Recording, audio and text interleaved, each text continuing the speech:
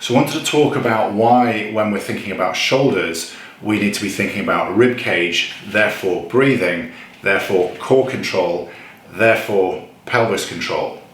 So I think most people are familiar with the idea that when shoulders don't feel quite right, it's usually because shoulder blades either aren't doing what we want them to do or sitting where they should.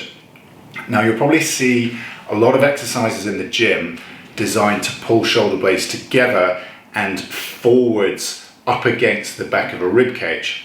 Now that's with very good intent. However, if the back of that rib cage isn't where we think it is or where we want it to be, those exercises will never achieve their goal.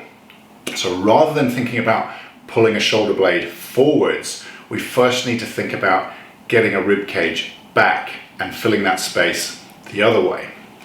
Now, the most effective way to get a rib cage back is to be able to fully inhale and expand those posterior ribs, those back ribs. So a full breath in expands the back of the rib cage. Now, a full breath in is only possible if we anchor the lower ribs down. If we don't, then a breath in opens us up and lifts those lower ribs. If those lower ribs are anchored in place, which requires 360-degree core control, then a breath in fills the back of our rib cage. Now, 360-degree core control is only possible when we have a pelvis stable and oriented correctly underneath it.